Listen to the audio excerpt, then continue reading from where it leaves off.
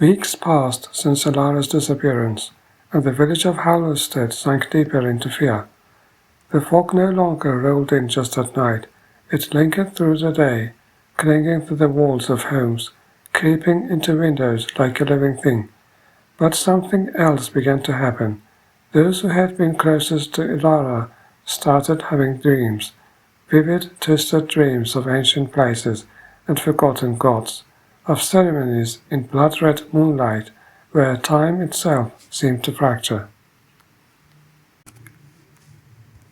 Alara's best friend, Lila, was the first to dream. She saw herself standing at the altar in the Blackthorn forest, but the sky above was split in two, one half dark with stars, the other a blinding white void.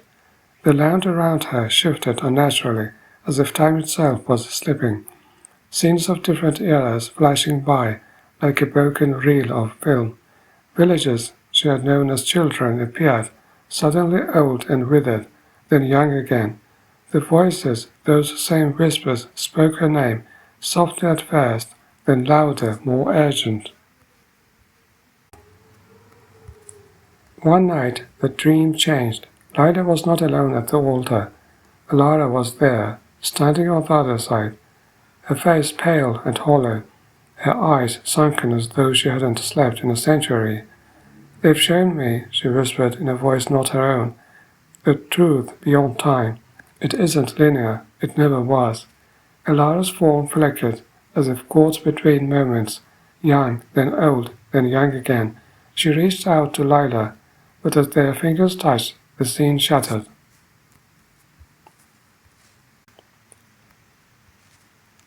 Lila woke in a cold sweat, but the dream had left something behind.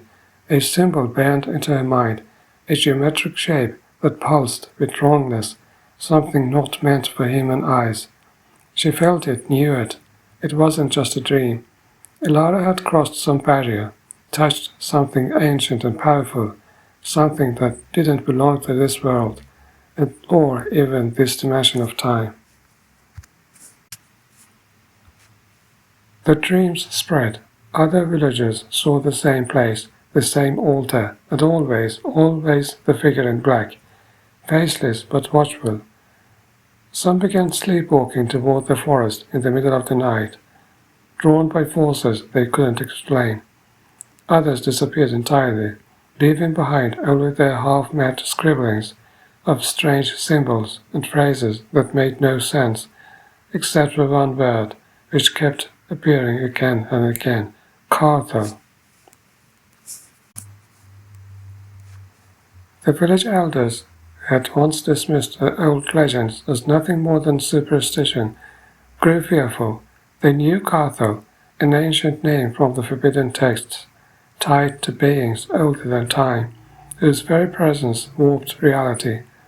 A decision was made to lock down the village, to ban any travel into the forest, but it was already too late.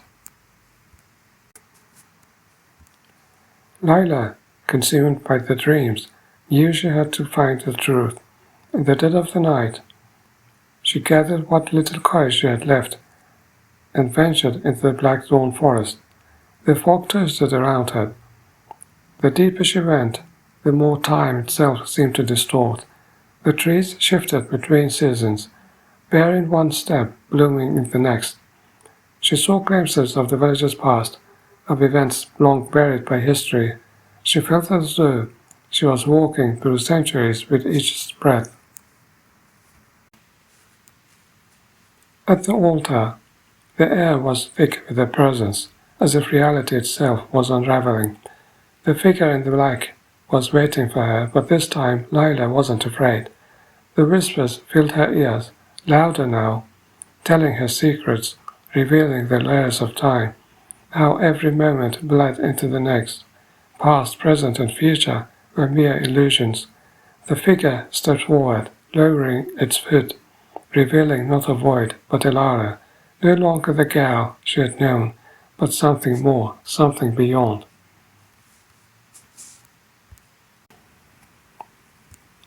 "Ilara," Lila whispered, though she knew it wasn't quite her anymore. "What have you done?" Elara smiled, but it was the smile of someone who had seen too much, someone who had glimpsed the chaos beneath the surface of existence. "Oh, freed us," she said softly, "freed us from time, from the chains of the gods." And then, without warning, the ground beneath the altar split open, revealing a cavern of twisting, pulsating light. Lila was pulled in, tumbling through endless corridors of time and space, past events she had never known but somehow remembered, into a place where time had no meaning. The stars here were wrong, too close, too alive, watching her.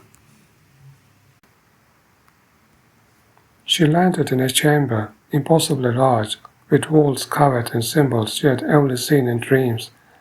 At the center stood a massive, ancient machine, its gears grinding in and out of existence, powered by something that defied explanation. Elara stood beside it, watching the machine turn, her face motionless. "This is the heart of everything," Elara said, her voice echoing through the chamber, "the engine that binds all moments together. But we can change it, we can unbind it." Lila stepped forward, feeling the pull of the machine, feeling its pulse match her heartbeat. She understood now. This was what the old ones had left behind, their mark on reality. If this machine stopped, time itself would unravel. All of it, the past, the future, would collapse into nothingness.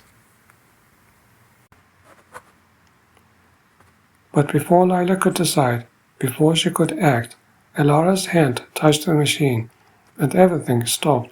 Time folded in on itself, and the universe screamed. When Lila opened her eyes again, she was standing in the middle of Hallowstead. The fog was gone. The village was quiet. Everything seemed normal, but she knew it wasn't. The villagers moved as they always had, but something was off. Time was different now.